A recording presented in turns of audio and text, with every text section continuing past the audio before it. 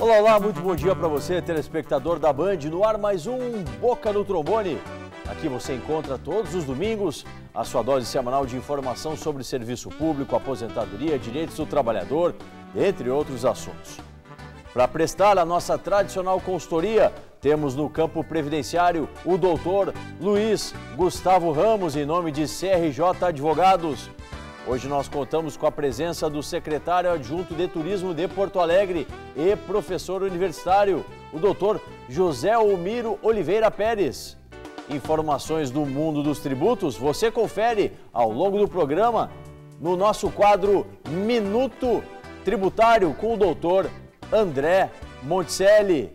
Essas são as principais atrações do programa de hoje. Agora é hora de colocarmos a Justiça em Foco.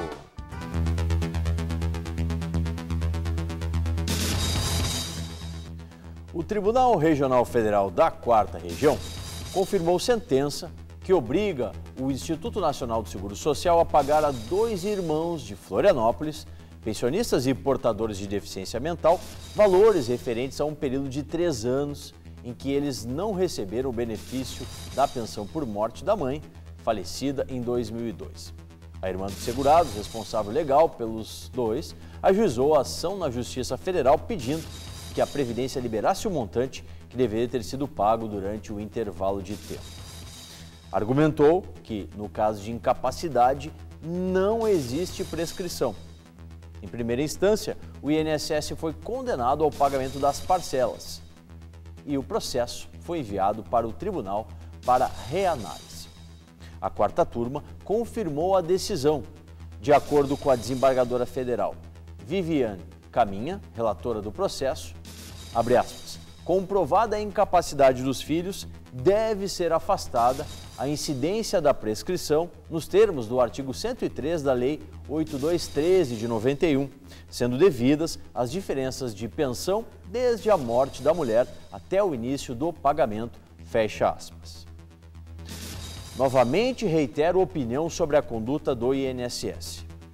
Caso usasse seus esforços em questões de relevo e que merecem impugnação, os serviços da autarquia seriam de excelência. O tema da não aplicação de prescrição aos incapazes é incontroverso. Por isso, INSS, use o princípio da eficiência e faça o mais adequado para o bem da Previdência e dos segurados. Dito isso, vamos começar o programa com a nossa interatividade. Hoje você, nosso telespectador, tem suas questões respondidas pelo doutor Luiz Gustavo Ramos, ele que fala aqui sempre em nome de CRJ Advogados. E você que está em casa, interage com a gente pelos nossos canais de interatividade. Daqui a pouquinho está na tela aí o número para você mandar o seu torpedo. Coloque sempre o nome e a cidade onde você está falando. Doutor Luiz Gustavo Ramos, agradecendo a sua presença na manhã desse domingo. Uma pergunta que vem pelo telefone final 6929. Gostaria de saber se o processo pedindo aposentadoria por idade é muito demorado no juizado especial. Bom dia, doutor Luiz. Bom dia, Solano. Bom dia aos colegas. Bom dia aos ouvintes do nosso programa, os telespectadores. Solano, essa pergunta tem muito a ver com o nosso enfoque jurídico, né? O que acontece? Os processos, muitas vezes, eles são julgados em primeiro grau e o INSS, mesmo sabendo que não vai conseguir reverter a decisão judicial, porque o tema já é um tema incontroverso, muitas vezes, o INSS insiste em protocolar todos os recursos que a legislação coloca ao seu dispor, e não são poucos. Então, muitas vezes, o INSS, mesmo sabendo o resultado final do processo, insiste em recorrer, muitas vezes até o Supremo Tribunal Federal, e aí um processo que era para terminar em 6 meses, 1 ano no juizado especial, acaba levando muitas vezes mais de 2 ou 3 anos. Então, respondendo ao nosso telespectador, na verdade vai depender da quantidade de recursos que serão interpostos no processo. A média de um processo no juizado é em torno de 1 ano, mas às vezes, infelizmente, está levando bem mais tempo. A lamentar essa conduta da autarquia. Outra questão vem lá de Três Coroas, o nosso telespectador, o Alencar. Por que o governo usa 30% do orçamento para outros programas, quando deveria deixar esse fundo somente para o pagamento dos aposentados? Acredito que dinheiro tem, o que falta é gestão, a crítica, a bronca aí do Alencar, nosso telespectador lá de Três Coroas, doutor Luiz. E o seu Alencar, Solano, está coberto de razão. A primeira observação é que não existe um orçamento para a Previdência Social. O que nós temos hoje é um orçamento da Seguridade Social. Então, quando o governo divulga seus dados dizendo que a Previdência é deficitária, o governo está tentando enganar o administrado. Não é verdadeira essa informação. O orçamento que deve ser avaliado é o orçamento da Seguridade Social, que inclui previdência, assistência e saúde. Esse orçamento, a Seguridade Social, ela não é deficitária. E mais, o governo tem uma autorização constitucional para usar 20% dos recursos da Seguridade Social para outras áreas. Ora, se o governo usa esse desvio, que é autorizado pela Constituição, mas se o governo pode simplesmente ir lá e tomar 20% do orçamento da Seguridade Social e destinar a outras áreas, como é que pode, ao final do ano, dizer que a Previdência Social é deficitária? Então, está coberto de razão o nosso telespectador e realmente esse desvio de recursos da Seguridade Social comprova, mais uma vez, que não há déficit no orçamento da Previdência. Que poderíamos ter, né, seria uma emenda à Constituição e retirar esse poder discricionário que está na mão do Poder Executivo da União. Sem dúvida. Obrigado, doutor Luiz, que segue conosco na manhã desse domingo. Bom, vamos agora falar, né, com o doutor José Pérez, ele que é secretário adjunto da Secretaria Municipal de Turismo aqui da capital. A grata alegria em recebê-lo aqui no Boca no Trombone, doutor Pérez, e já perguntando como é que está a situação, né, hoje para o investimento no turismo. A gente passa por uma crise, né, uma crise grande a nível federal, estadual, e que isso acaba refletindo onde moramos, né, nos municípios. Aqui em Porto Alegre, infelizmente, né, a situação não é diferente. Como é que está essa situação? Como é que a gente pode começar a analisar o turismo em Porto Alegre nesse viés econômico? Obrigado por aceitar o nosso convite, um bom dia. Muito bom dia, obrigado Solano pelo convite, obrigado também pela participação dos colegas doutores André e Gustavo. Dizer que o turismo, segundo a Organização Mundial do Turismo, na realidade hoje nós temos 52 segmentos que interagem diretamente na questão que envolve o turismo, né? Geralmente as pessoas confundem muito o turismo com a questão que envolve você visitar prédios históricos, enfim. Na realidade, hoje o turismo ele é muito mais amplo quando nós referimos o turismo em relação à questão que envolve o turismo de negócios, né? Nós sabemos que o mercado de serviços, em termos mundiais, é o mercado que mais cresce. E Porto Alegre, não diferentemente de outras cidades, como você mesmo falou, né? Porto Alegre, por ser a capital do estado, por aqui nós temos uma vida própria e assim como de resto todas as cidades os têm, na realidade nós temos uma característica interessante e nós temos ampliado isso, né? Eu gostaria de dar um exemplo. O ano passado, na Copa do Mundo, nós tivemos aqui em Porto Alegre representações de mais de 70 países, né? Tivemos quase 300 mil turistas estrangeiros visitando a cidade de Porto Alegre, e isso, para nosso orgulho, a nossa satisfação, foi muito importante porque quase todos, 98% deles responderam estarem muito satisfeitos ao estarem aqui em Porto Alegre, recebendo, digamos, a reciprocidade das pessoas, gostando muito do que nós temos em termos paisagísticos. Nós temos uma cidade hoje, poucas cidades no Brasil têm um lago como o Guaíba, né, na sua orla. A nossa orla, que por sinal ela deve ser melhorada e vai ser melhorada ao longo dos próximos anos. Então eu diria para ti que hoje, para dar, digamos assim, um início nessa fala, dizer para ti que realmente o turismo hoje ele é muito mais amplo daquilo que nós imaginamos. Nós temos algumas realidades que nos projetam e nos indicam para isso, né? A questão do turismo de negócio ela é muito crescente em termos mundiais, e relatar que o segmento que mais vai crescer nos próximos 40 a 50 anos se afirma, e realmente eu comprovo isso, que será o segmento do serviço. Então, turismo, serviço, enfim, estão ligados a vários segmentos que muitas vezes as pessoas nem imaginam, né? A OMT fala até no segmento desde o borracheiro até o restaurante, né? De segmentos que estão envolvidos diretamente com a questão do turismo. Então, para dar um início, né, nessa nossa fala aqui, eu diria para ti que estamos diante de um aspecto fundamental, um aspecto importante que, de alguma forma, certamente traz um desenvolvimento para a cidade. Ilustramos a fala do secretário com algumas imagens de Porto Alegre.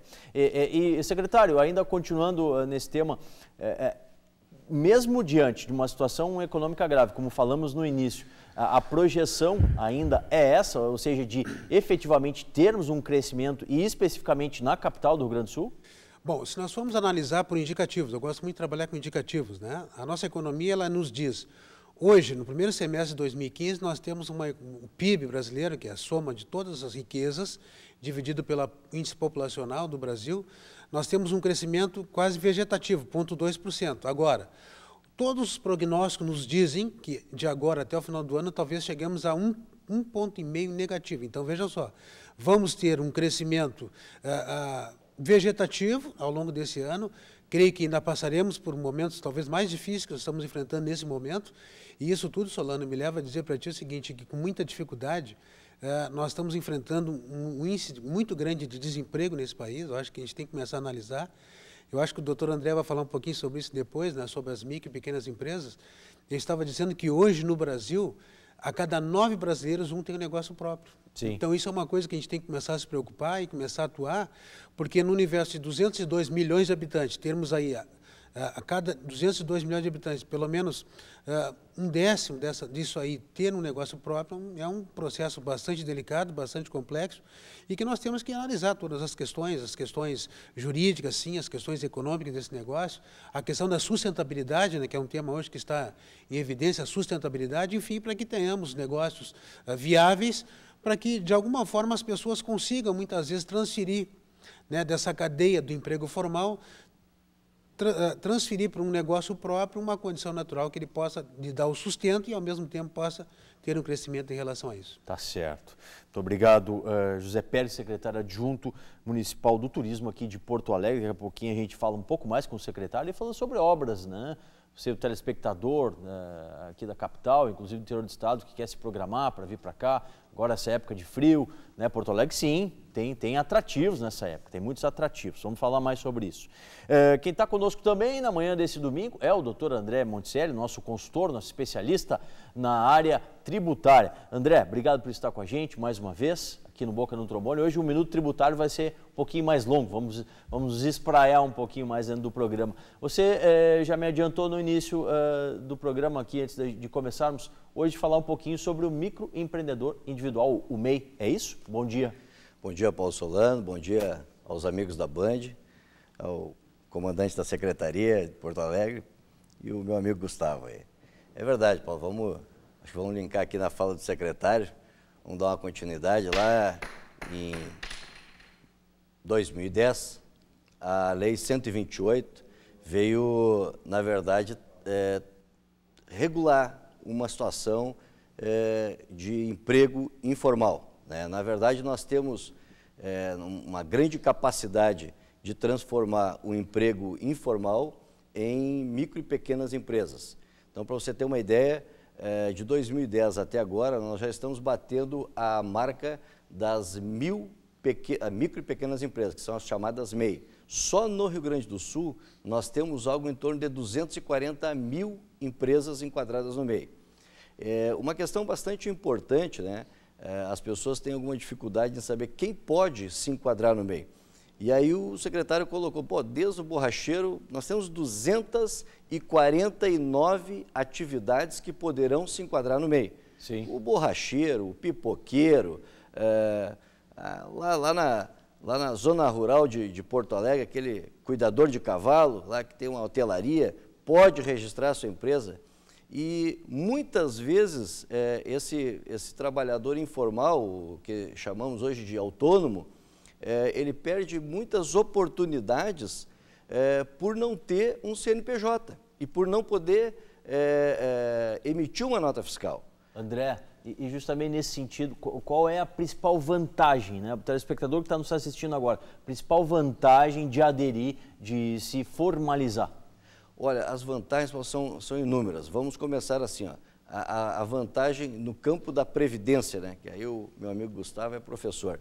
Ele tem direito à aposentadoria por idade, não por contribuição. Certo. Isso é bastante importante. Se quiser fazer por contribuição, vai ter que complementar. Auxílio doença, auxílio maternidade. No campo financeiro, por exemplo, para abertura de uma conta em banco, para financiamentos, pequenos financiamentos, inclusive a prefeitura tem algumas linhas de apoio, o governo do estado também tem algumas linhas de apoio diretamente à MEI. Então, temos, enfim, eu acho que o grande ganho do cidadão que está no campo informal é, na verdade, ele crescer, né, e se transformar realmente em uma empresa, poder dar emprego e, obviamente, crescer como pessoa, como profissional, né, e isso faz com que a nossa comunidade cresça num todo, né? Próximo bloco, quero saber do André, né, uma projeção. O ano é difícil, o ano é complicado. Está tendo muita inscrição de empreendedor individual? No próximo bloco, André Monticelli fala um pouco mais sobre isso. Obrigado. Mais perguntas, doutor Luiz Gustavo, que chegam na nossa interatividade, na nossa consultoria jurídica sobre Previdência, o Santos. O tempo que trabalhei pelo CIEE como professor, é possível pagar o INSS desse período? São 2 anos. Parabéns pelo programa. Um abraço aí à audiência do nosso telespectador, o Santos, doutor Luiz. Essa é uma dúvida muito comum. O cidadão prestou o serviço, exerceu uma atividade, mas não fez os recolhimentos previdenciários. É possível recolher em atraso? Sim, é possível. O que é necessário para poder fazer esse recolhimento é comprovar que desempenhou uma atividade que o colocava numa situação de contribuinte obrigatório, que é o caso. Ele era professor e era obrigado a contribuir. Como não contribuiu, hoje pode ir até qualquer agência do INSS, levando a prova da atividade, do exercício da atividade e fazer esse recolhimento com atraso. E esse período será computado para todos os fins, exceto para a carência, mas será computado como tempo de contribuição. Doutor Luiz, dúvida constante nos escritórios de advocacia, inclusive nos nossos espaços lá da Rádio Bandeirantes FM 94,9 e aqui na TV. Os juros para esse pagamento de contribuição a posteriori, contribuição em atraso, muito alto? Sem dúvida, Solano, essa é uma questão importantíssima. O que é que acontece? O INSS, quando faz o cálculo desses pagamentos que são feitos em atraso, ele faz o cálculo e faz incidir juros e correção monetária. Só que a pessoa não pode escolher sobre qual valor vai contribuir. O próprio INSS dirá sobre que valor deve ser feita a contribuição. E esse cálculo é feito com base nas contribuições atuais. E aí eu faço a pergunta ao nosso telespectador.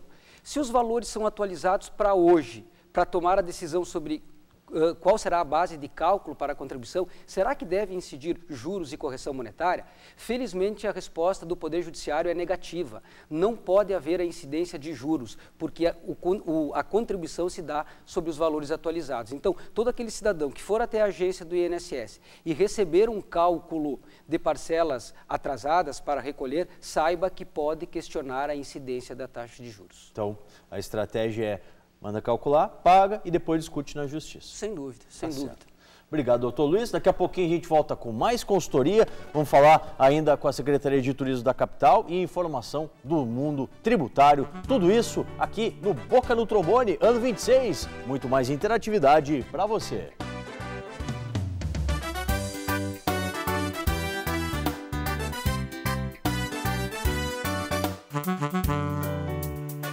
Fesergues, 25 anos, a luta continua.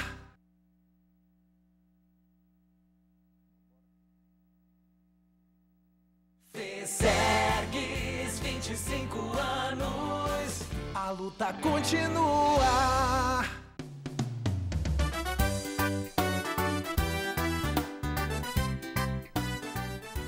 De volta com mais Boca no Trombone, vamos seguir com a nossa consultoria jurídica sobre Previdência, interagindo com os nossos telespectadores. Doutor Luiz Gustavo Ramos, em nome de CRJ Advogados, presta esse serviço para a gente na manhã do domingo. O Sebastião, doutor Luiz, o tempo especial também conta na Lei 8595? Essa possível modificação ainda não está em vigor, né, doutor Luiz Gustavo? Pois é, aí a nossa resposta ela tem que ser um pouquinho mais abrangente. Primeiro esclarecimento que é necessário que se faça é que, como bem referiu o doutor Solano, não está em vigor ainda o fator 8595. O que é isso para aquele nosso telespectador que não acompanha? Atualmente, para que o cidadão se aposente, o homem deve comprovar 35 anos de contribuição e a mulher 30 anos e pode se aposentar independentemente da idade. O que haverá é a incidência do fator previdenciário.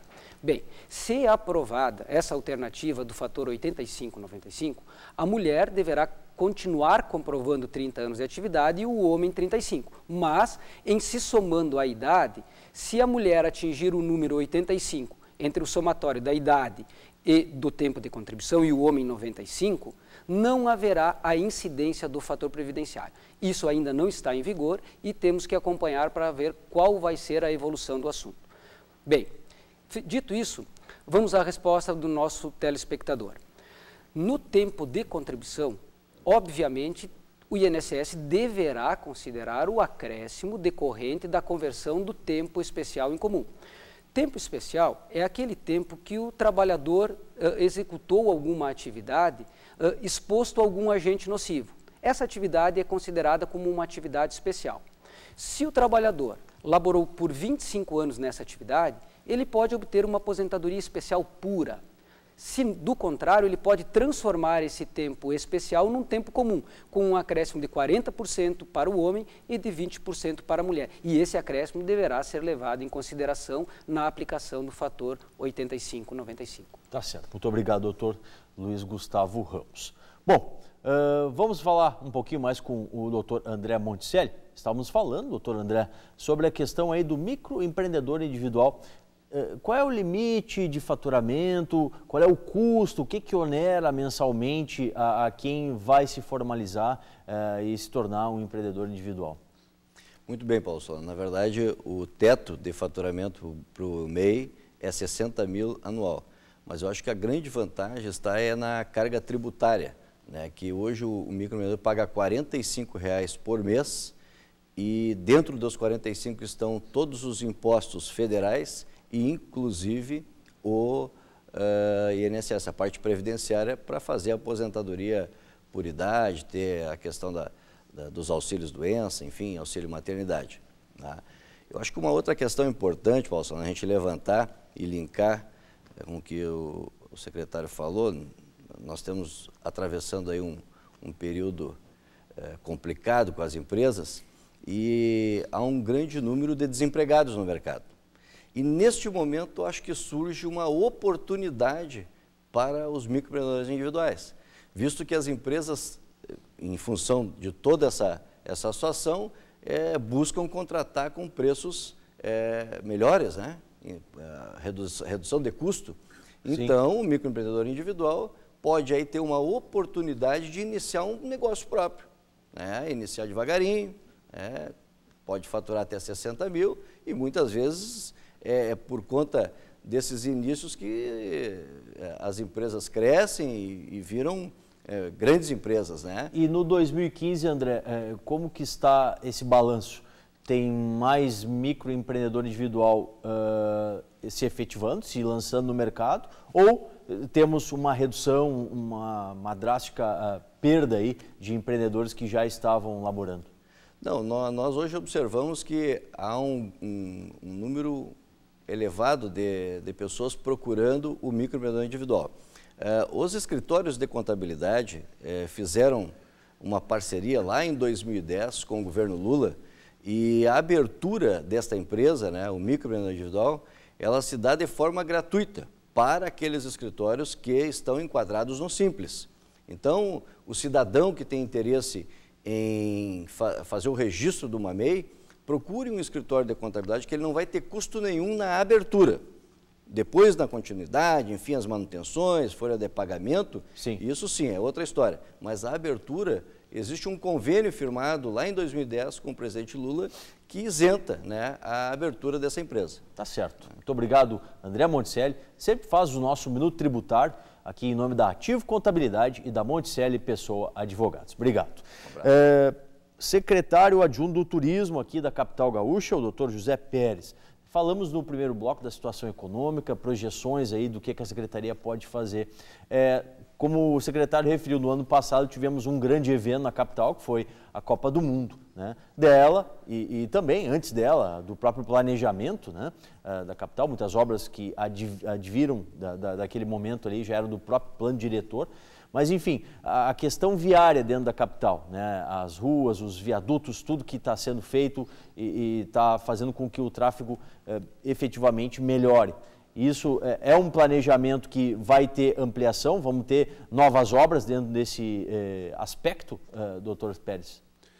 Bom, na realidade, Solano, é importante que a gente se diga que quando nós falamos em obras, né, o gestor público no Brasil hoje ele é movido por uma lei, a Lei 8666, né, que é a Lei das Licitações, que ela foi melhorada, né, lá com a Lei da 10.520, que é a lei que criou o pregão eletrônico, que nós somos movidos por algumas situações que nós temos que cumprir prazos, né? Por exemplo, as pessoas, obviamente, não têm necessidade de conhecer isso, que esses prazos, muitas vezes, nós temos que cumpri-los, muitas vezes também pela dificuldade de nós termos, assim, digamos, um consenso em realizar esse tipo de licitação.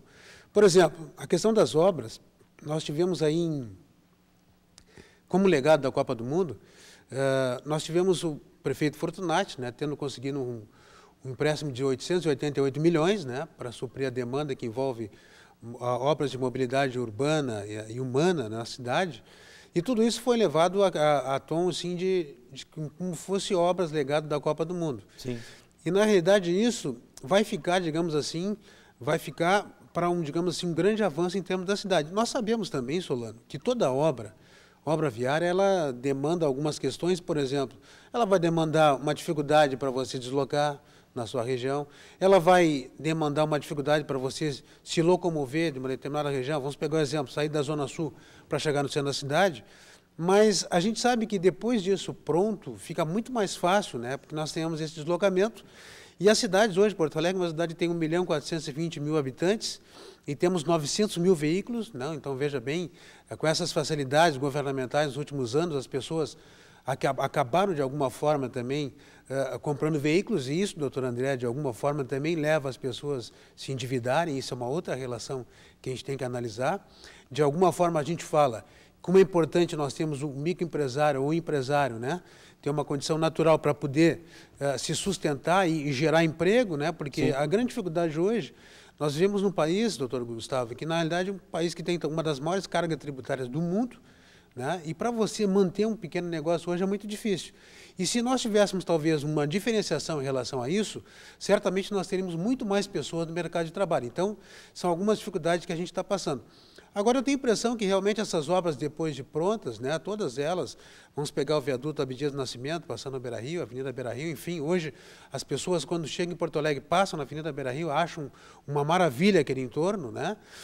As pessoas também, quando se deslocam hoje, lá para a zona leste da cidade... Tem as imagens aí que o secretário vai falando, a gente vai ilustrando a fala dele. As pessoas hoje que se deslocam lá para a zona leste, tem o viaduto da São Jorge também, que é um viaduto que tem 3 níveis, viaduto, né, 2 níveis já liberados, né? É uma obra de excelência ali. Uma obra de excelência. E outra coisa importante que nós temos que falar é o seguinte também. Nós temos dentro de Porto Alegre, lá na Secretaria, nós tínhamos em 2012, nós tínhamos um ônibus linha turismo. Então, depois de 2012 para cá, nós adquirimos mais 3 ônibus. E nós desenvolvemos também, internamente na Secretaria, desenvolvemos um projeto que é chamado Escola Social de Turismo. Só para que o telespectador entenda, hoje nós atendemos nada mais, nada menos que quase 10 mil pessoas de comunidades carentes da cidade, para que elas entendam um pouquinho melhor essa coisa que é o turismo de negócio. Tá certo. Muito obrigado, doutor José Pérez, secretário adjunto do Turismo, né? Vamos trazer o secretário aqui em outras oportunidades, caso ele aceite o nosso convite, né? Vai ser muito bom a gente falar sobre outros temas que interessam muito a nossa capital, tá bom? Ponto final em mais um Boca, que vai ao ar na sua Band TV todos os domingos das 7 às 7h30. Confira também o nosso programa na Rádio Bandeirantes FM 94,9 e AM 640. Boca no trombone, ano 26, muito mais interatividade para você.